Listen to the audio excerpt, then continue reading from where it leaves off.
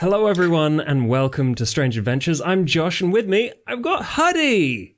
Hi, everybody. I'm Huddy from Huddy Punchland, and today we're going to talk about vampire shows. Vampire shows that we enjoy, we think you'll enjoy. We're going to discuss them and share how we think they're important to the whole zeitgeist of vampire shows and mythology in general, and also some fun stuff about them. This is the internet, so we're going with a numbered list. And so we're starting number 1, Castlevania. Now, Castlevania is one that I wanted to put on here, and I made Huddy watch because I really enjoyed not only the kind of vampire hunting aspect, but also the world in which people do a lot of good things, other people, mortals, do a lot of bad things, and generally, the entire universe goes into moral decline. Each season, I think, feels like a different show, but I'll go over the first season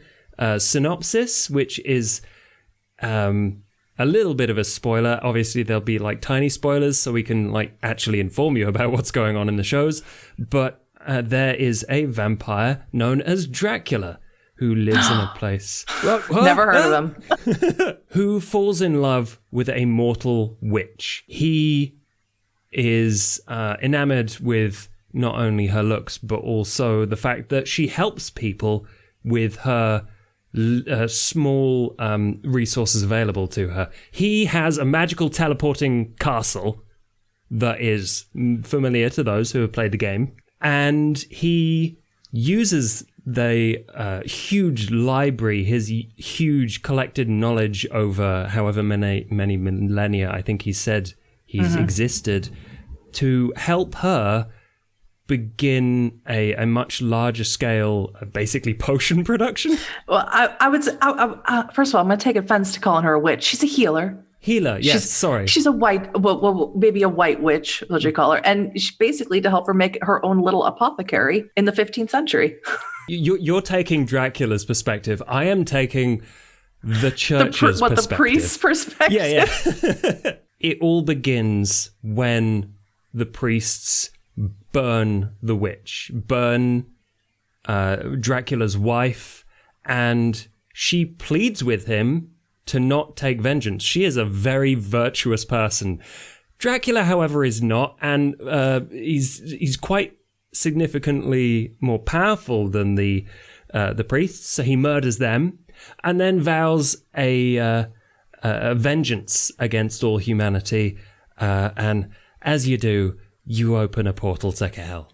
This is just you summon your armies. Well, you need a year. You need a whole year to like get it all together.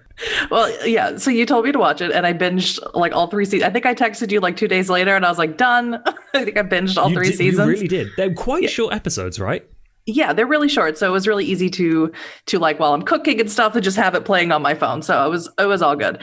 The thing I liked the most about it, because I'm me, and this probably no one else, is history stuff. I understand it's fantasy and vampires, and it's almost steampunky how they incorporated like historical stuff with, you know, like you said, a castle that has gears and wheels that moves and teleports through space or whatever. I also actually really like the character of Alucard. Was probably a character I really, really liked. I remember when he first appears, he's shirtless for some reason. And he like appears out of his coffin, and he just, you know, brandishing sword, and he just starts going after, you know, I can't remember his name. Belmont. Victor Belmont, right? No, not Victor. Vincent? It could be Vincent. Trevor. Trevor Belmont. You were his so name's wrong. Trevor? Wait, what? Trevor Belmont. You were so off. Oh my god. That's a terrible name. He's always called Belmont. That's a terrible name. He's a very wisecracking, doesn't take everything seriously, kind of slightly anti-hero character, this Trevor Belmont. His introduction is basically getting into a brawl. A pub brawl with a bunch of, you know, guys who, I don't know, they were sort of all like just full of conspiracies about, what was really going on, because the year had passed and hell was opening up and all these towns leading up to Targo Vista were all getting destroyed. I think the most amazing thing that is slightly underplayed in the show is that all of these amazing characters are played by amazing actors like Richard Armitage. That's true. They have Richard Armitage. They've got Bill Nighy. I think it's a perfect balance of, vampire lore, bloody, gory violence, which you just need to have that in a vampire thing, and history and romance, and the stuff that comes after romance. I think it's an excellent mix. I think there's something in it for everybody. I think especially if you're into vampires being these medieval feudal lords who control vast armies, season 2 and 3 especially play on that. Well, yeah, without giving too much away, let's just say there's a power vacuum in the vampire world by the time season 3 comes along. Without giving too much away. The beautiful thing is season 3 for the vampire stuff is my favorite because of these 3 super powerful old vampire women who all have a really complicated relationship with each other, are also dedicated to growing the power of their group that they've all dedicated to each other. And they do that by manipulating armies, manipulating states. And you see that on a smaller scale as well, where one of them manipulates basically a death magician, a necromancer. That would be Hector, I think you're talking about, right? Yes. I can't remember, Soul Forgers or something? That specific thing is, they deal with, for a very short show, essentially the season is short and the episodes are short. They deal with a lot of really complicated themes and they do it really well. But I think if you're a fan of Vampire the Masquerade Dark Ages, I think you would definitely be a fan of Castlevania. So from medieval vampires to modern vampires, number 2, vampires. Yeah, it's just called vampires. I definitely think you should feel this, because when I think we first talked about doing this whole video when I was in your stream and you were talking about this new French show, Vampires, and you were so enthusiastic about it and you summed it up really, really well. I really, really love it because it is everything that I have ever wanted to hit in a role-play show. It's a show about family. It is a show about coming of age while you are struggling with poverty or struggling with these difficult family pressures for who you are supposed to be and what your body tells you're supposed to be. And all throughout that, it is explained and expressed in this vampire hereditary gene that these vampires have, and then learning that she is a special vampire, not just a vampire with this whole secret society, which if you've played Vampire Masquerade, you will love.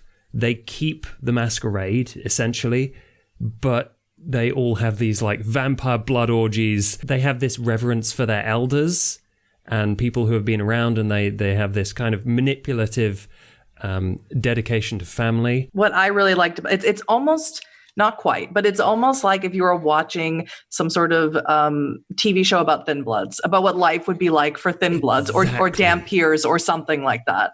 It's almost what it's like. Yeah. So if you're familiar with that lore, it takes its own direction. It's like, this is a genetic hereditary thing where if you go out in the sun, you burn to a crisp. Are they afraid of garlic? I know they're afraid of... I think so. I think that's one of the things. Yeah. There's one or two really generic vampire fears that they have, but I can't remember which two they are. They have very specific weaknesses and they have very specific strengths. There's a brother who is super strong and doesn't need to drink much blood. There's a sister who is super sexy, I guess, has the ability to manipulate people emotionally. Camarilla-esque group of vampires who are incredibly dominant. They have money, they have influence, they have all the classic vampire things. But it doesn't spiral out into this whole like citywide politics thing. It is super close in on the characters. It is super close in on their personal struggles and their struggles with each other, which I really enjoyed.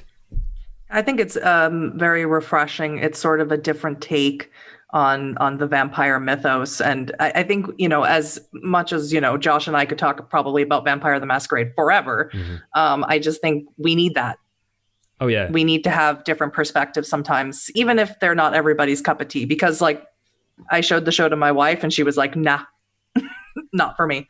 But I like it. Even, I'll even give Twilight credit when credit is due in certain things. When you can inject new things into the mythos that just adds to the general, vampire lore, I'm all for it. One of my favorite things they do, they reveal that they have a ban on drinking human blood.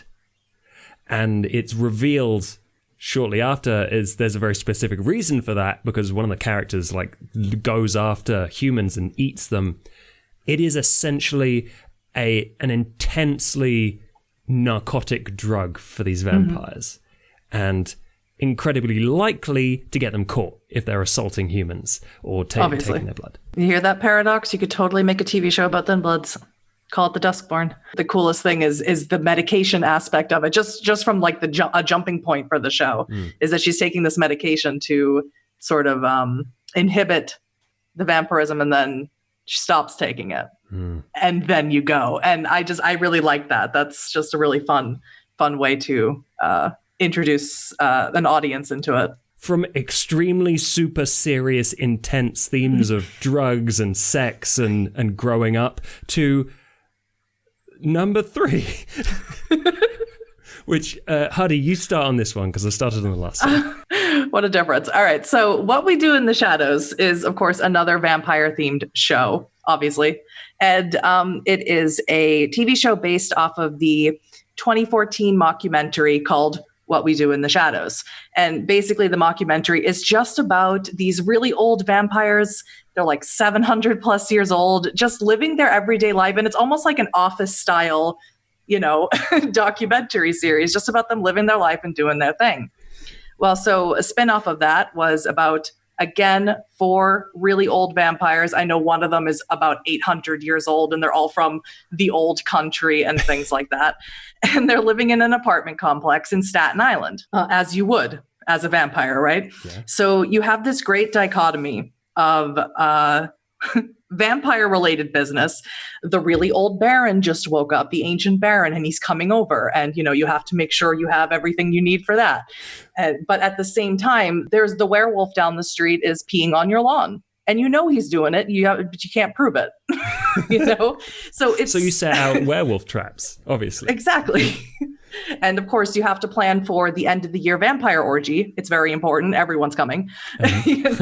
Again, talking about Vampire Masquerade can get really overdone with the ennui and the seriousness of life. And, yes. Oh my God, I had to drink a person today. Yeah. I'm a monster. And sometimes you just want to watch a vampire in his skivvies or whatever playing Angry Birds on an iPad. There's a LARPer who's getting picked on. Yes, and so the vampire feels bad, and so she turns her into a vampire. Yeah, they're all floating outside this second-story window watching her like, one day you will dance on their graves.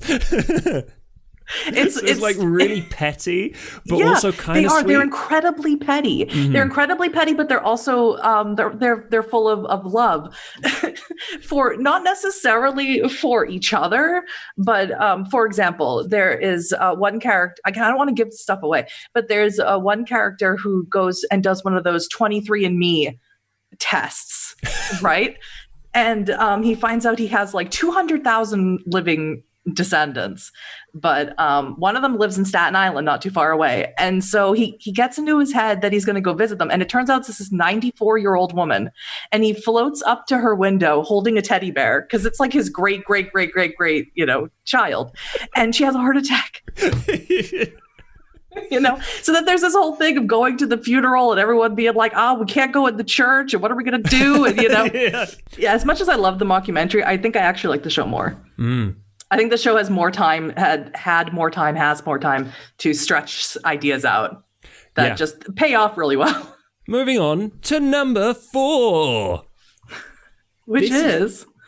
It's LA by Night. This is your specialty. I'm basically not allowed to say anything here. You are the lore master for this show. If you want in-depth, step-by-step, episode-by-episode breakdowns of all the lore, all the different like characters and where they've been, what they might be doing, oh my god, go to Huddy's channel.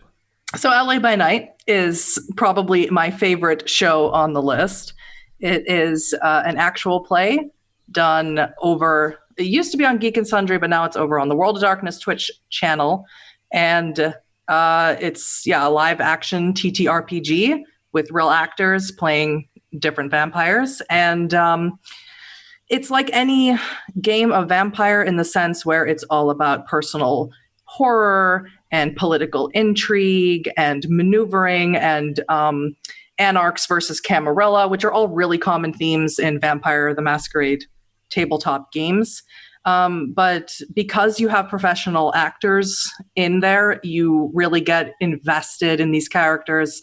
They span the gambit of emotions. And of course, they're really good at tugging at your heartstrings and making you frustrated. It is really good at cutting out some of the fluff and the gumph that comes with playing a TTRPG. It is so well organized and focused on telling a very specific story that it doesn't kind of take any tangents, whether it's Tremere doing wibbly Tremere stuff or whether it's the Camarilla trying to push in on their turf. They don't deviate the way that many TTRPG shows and home games tend to do. Not a judgment on how anyone's game should look, but if you want a super focused show that progresses in a really nice way that often I get frustrated with watching TTRPG shows. I don't know if Huddy feels the same way, but no, they really push forward and they explore the most pertinent things and the most interesting things about the characters at the time. Yeah, I do agree that sometimes things can get a little gummed up when you're watching a TTRPG show where you can just tell that focus has been lost. And when the players are losing focus, then you're sort of losing focus in where the story is going. So I feel you there. I was not aware that a lot of people were not aware that it is, mildly, not scripted isn't the right word. They either think one of two things. They either think that it is 100% improvised, which it is, I would say like probably 90% improvised, or they think that it is 100% scripted, which I would say it's 10% scripted. That's the word that you want to use. The character Jasper, played by Alex Ward, he decapitates the Camarilla sheriff in season 2, the second episode. And Jason did not prepare for that. So that is sort of where he had to sort of adapt where he was planning on things going. And he had to sort of bump up the timeline of the Camarilla returning because the Camarilla can't just sit around and let some, upstart lick decapitate their sheriff. Surprisingly, a lot of people who watch it don't play the game or aren't familiar with the rules of the game. So I encourage anybody who wants to get into Vampire the Masquerade 5th edition to watch LA by Night and see how a lot of the rules are. Also to learn that rules don't have to be set in stone. They don't have to be so stringent all the time. Because although Jason probably knows the rules just about as well as anybody on the planet, he does make exceptions to certain rules. He will take messy criticals sometimes, and he will act more as bestial failures or vice versa. Not only does it show off the game, which obviously is one of the main intents of the show, is to promote the tabletop role-playing game that they are playing, but they always use their powers in interesting ways. They get to describe the unpleasant things that happen as they use their either manipulative or blood magic or their like superhuman strength or speed. And they get to do very cool things with those without going into nighttime superheroes. They're still ending up dealing with organized crime, or they're dealing with people who are more vulnerable. And their choices to help those people, or, try and get ahead for themselves, is part of the emotional moral core that I really enjoy in the show. Yeah, season 4, I would say out of all the seasons, definitely took the jump into something much darker. It's quite a slow burn. Mm-hmm. I would say season 4 was a slow burn the whole season. Yeah, there's a lot of things that are like just lurking around the corner in terms of threats, in terms of mystery and dark powers. That, I love that stuff. And it's a really lovely community as well. It is. Other TTRPG shows are available. Some of them I've been in. Should we move on to some slightly older but no less influential shows? I think we should. Yes, good. Let's start with numero 5. That's Buffy the Vampire Slayer. Okay. Oh my god, Buffy the Vampire Slayer is something special for a lot of people. Yeah. And I feel it is because it's about vampires and demons and all of this supernatural stuff, heavily contrasted with being a normal school-age teenager, dealing with normal school-age stuff, being a teenager, making poor decisions.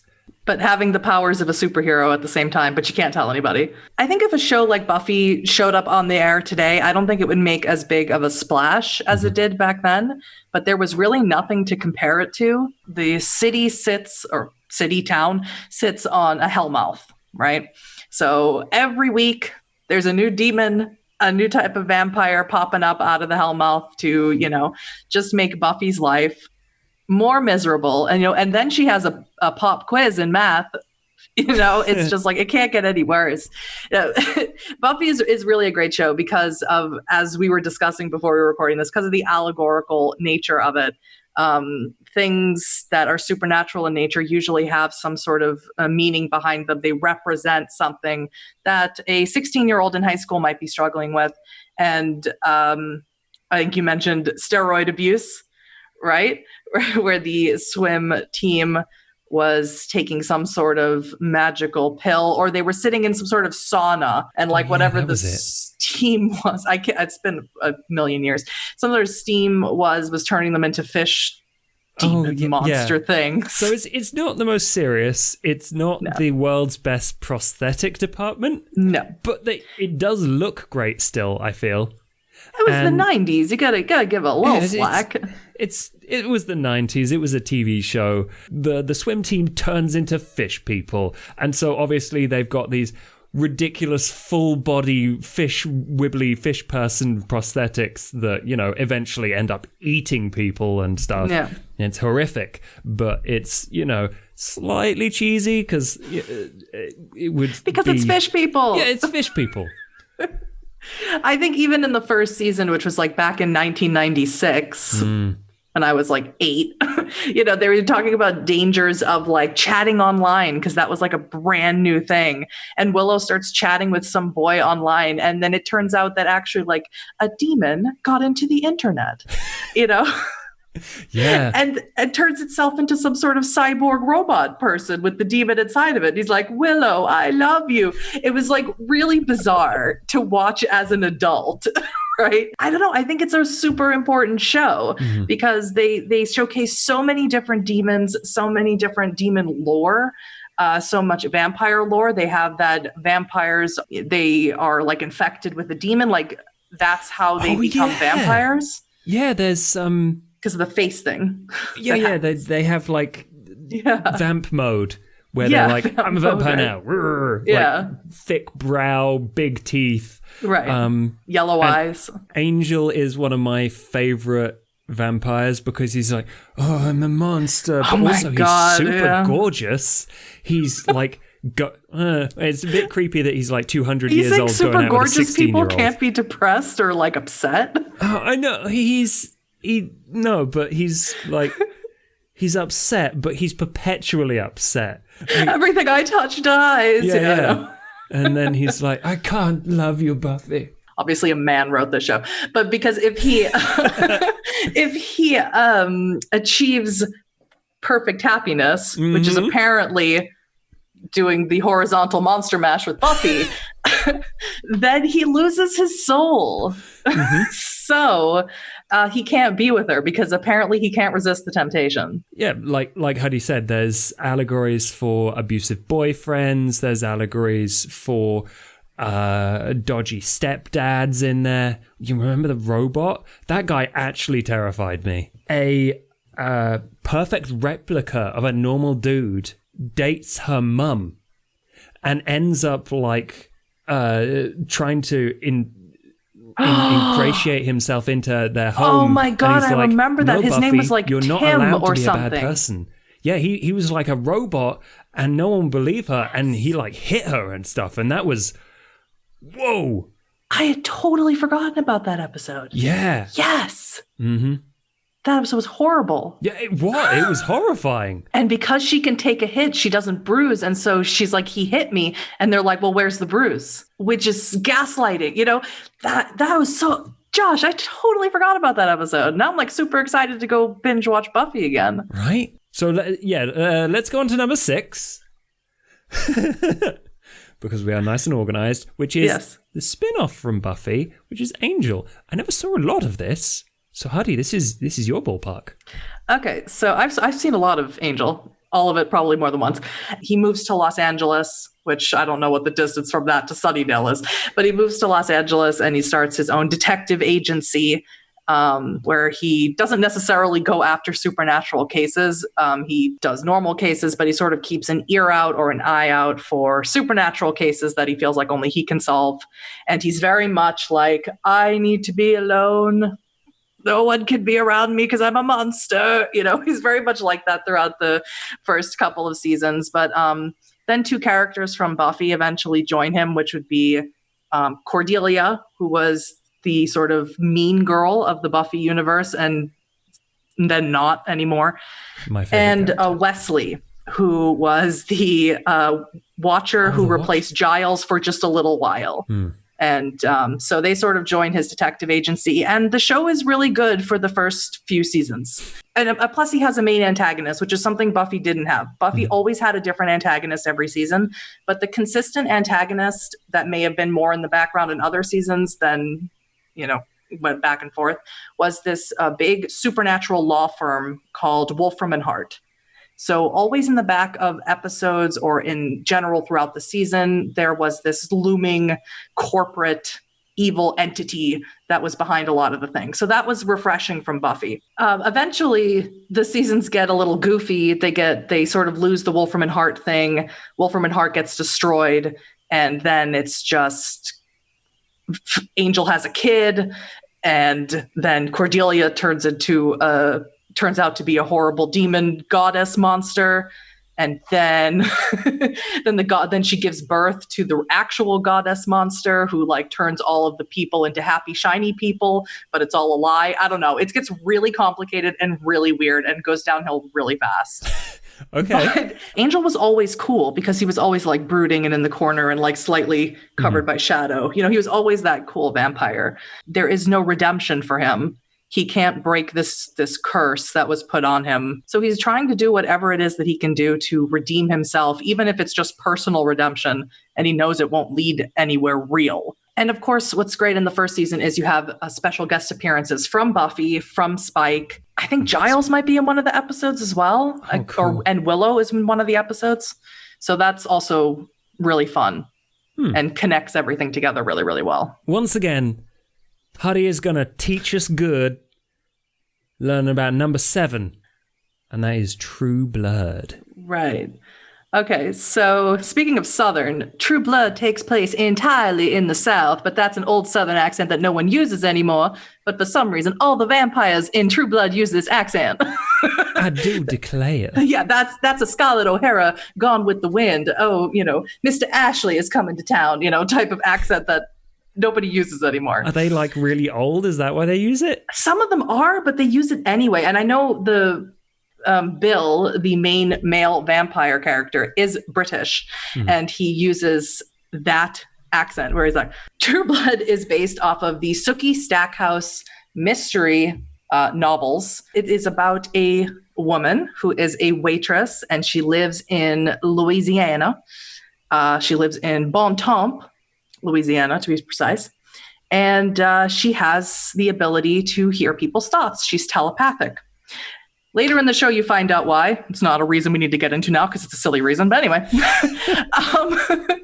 And she realizes that she can't hear. Vampires are also out of the coffin in this show. People are aware that vampires exist. They are fighting for the VRA, the Vampire Rights Amendment, so they can have rights as American citizens, even though that they're dead.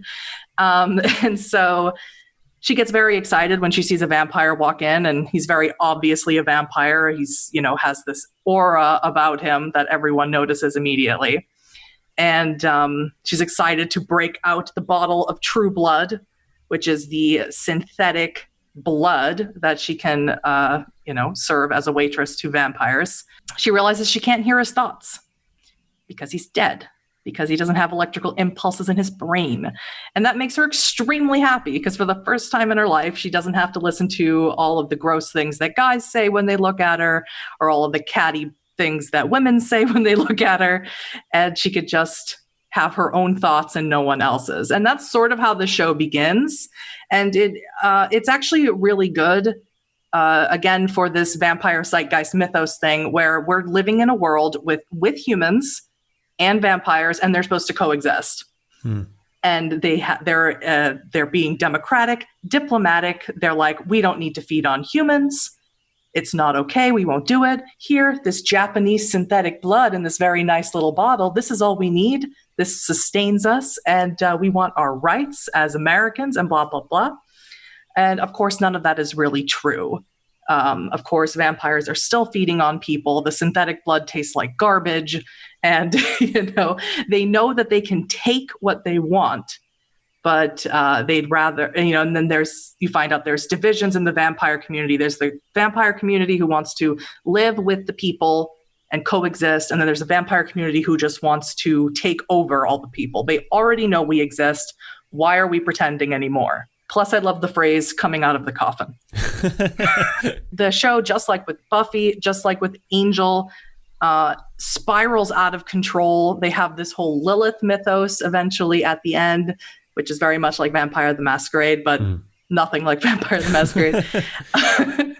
And it spirals out of control after season 3, but leading up to season 3 is very good. And we don't just have vampires, we have Maenads in there as well, which were the mythical followers of Dionysus, the Greek wine god. So they're all about going crazy and wine and orgies and stuff.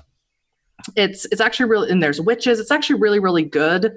And then it just sort of peters out.